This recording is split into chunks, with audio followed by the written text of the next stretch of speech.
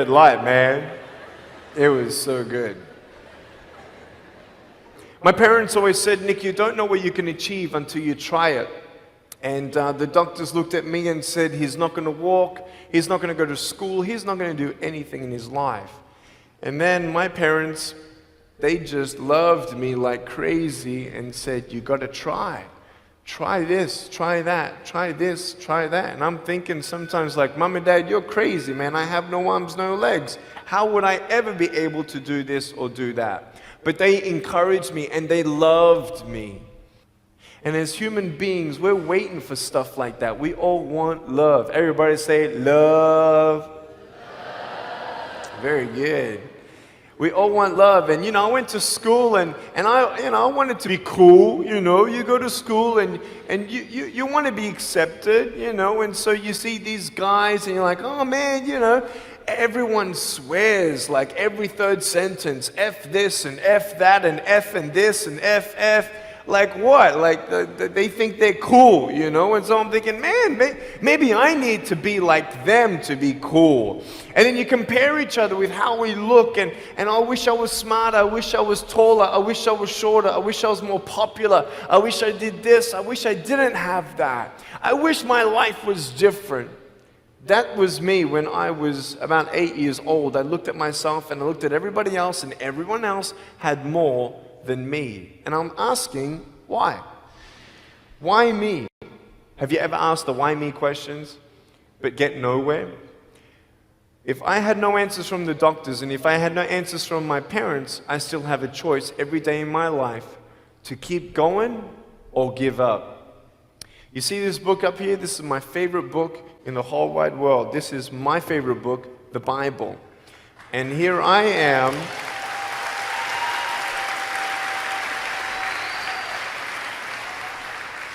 And here I am, and for me, that's my full potential in all that I can be here on earth. And so encouragement takes me closer to all that I can be, and discouragement takes me away. You see, it only takes 3 seconds for someone to tease me when I was at school and just say, hey, you're ugly. You can't do this and you can't do that. And some of you thinking like, man, seriously? You had kids picking on you? Like, how heartless are those kids? Picking on me with no limbs, like, you would probably say, well, I'm not that bad. I wouldn't pick on a kid with no limbs. But why would you pick on anyone? Well, because it's fun. It's just culture. Okay, we'll get to that. But for me facing all that stuff, I'm getting these seeds. Everybody say seeds. S-E-E-D-S, seeds. Have you seen the pictures of the sequoia reds up here in California? These huge trees. Like some of the trunks could be as nearly big as this room. I've seen those photos where they've actually dug out a tunnel in a trunk of a tree. You can drive a full-size SUV right through it. That all started with a little seed. If you leave a seed of lies in your heart and in your mind and you don't know the truth, if you don't know the truth, you will die with the lie. I started dying because I started believing what I was told. I want you to know the 3 things that I needed to come to in my life is the truth of my value, the truth of my purpose, and the truth of my destiny. I want you to know something. In our mind, we put ourselves down all the time.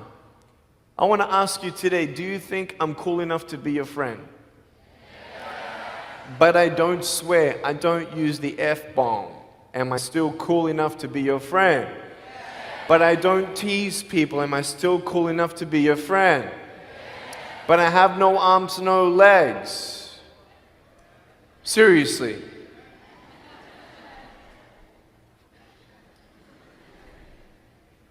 You would be my friend even though I have no arms, no legs. So you're telling me it actually doesn't matter, right? If it actually doesn't matter for how we look, then why do we tease each other for how we look if it actually doesn't matter? Why is it that we look ourselves in the mirror And we see us, well, we're having fun. Oh yeah, man, we're just part of culture, man. I want you to know that you might be playing around. I could pretty much say that 98% of you have teased someone in your life. I tried to commit suicide because of people who thought they were having fun, not knowing the hell that I was going through. The people you're teasing, what if the person you're teasing is the person who's thinking of committing suicide? What if the person you're teasing is the one who's tried to commit suicide, who hates their life because of you? You don't know if the person you are teasing is the son or daughter of a drunk at home getting abused. And all they need is someone like you to keep on pushing them this way. We need hope. So find something else to do. Find positive things in your own life. I don't care about how you look. I will never, ever, ever tease you. I will never tease you. I could tease you. I could be tough. People thinking that bullying is tough. It ain't tough. My wheelchair, this is tough. This thing, man. I'll tell you something. You ready? This wheelchair. This thing's so tough. When my friend built this for me, he said, "You're gonna love it." I said, "What, does it go fast?" He said, "No, but it's tough." And I said, "Well, what do you mean?" He said, "You'll find out."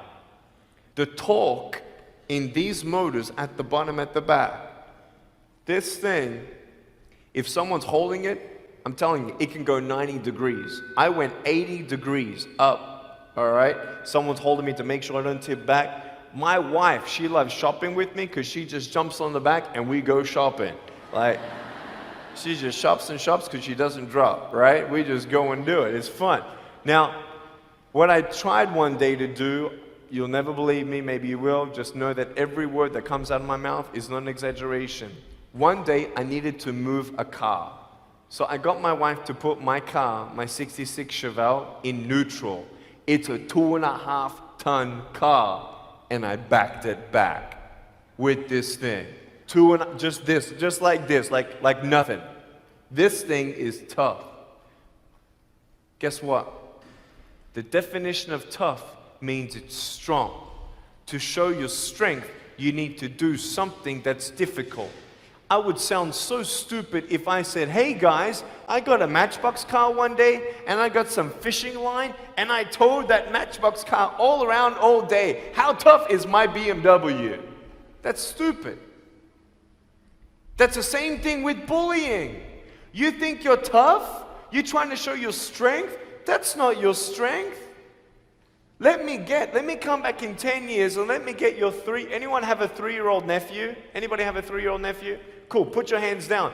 I will get any one of your 3-year-old nephews, bring them tomorrow night at where I'm speaking, and we're going to put him up on stage, and let me show you how tough I am. We'll get your 3-year-old nephew, and we'll put him up here on the table, and let me tease him. Let me show you how tough I am. That's what you are.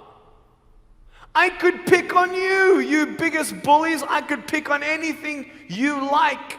Any singer, any music that you like, I could tease you. I could tease your family. I could tease your friends. I could tease about the movies that you think are really cool. I could tease anything about you. I could tease you about your nose, your eyes, your teeth, your chin, your hair, your ears, your elbows, your knees, your whatever, man. I can tease you about anything. It ain't hard, just like you can tease me. You want to know what tough is? Go to the people you teased and say sorry. You want to know what tough is? Go up to the people who still tease you and say, "Hey, stop it. I forgive you, but please stop it." That's tough. I want you to know something, the truth of who you are. I don't care what job you get. I don't care. I don't care how smart you are, everyone. I don't care. I don't care. I love you and I believe in you. I don't care if you end up being a janitor in this school. I'll tell you why. Because the janitor in my high school inspired me to be a speaker. He changed my life. He said, you should be a speaker. You know what I said? You're crazy. He said, no, really, you need to be a speaker. I said, stop it, man. 4 months later, he twisted my arm, and I said, yes. I spoke in front of 10 people, then another 10, then another 10, then I found myself in front of 300 sophomore students. And 3 minutes into my speech, half the girls were crying, and one girl in the middle of the room started weeping, and she put up her hand and she said, I'm so sorry, can I come up there and give you a hug? And in front of everybody, she came up and she hugged me and she cried on my shoulder and she whispered in this ear, thank you, thank you, thank you. No one's ever told me that they love me. No one's ever told me that I'm beautiful the way that I am. It was because my parents told me that I was beautiful that I'm still here. Some of you don't have those parents, and that's why I'm here. I love you, and you're beautiful just the way you are. Never, ever give up.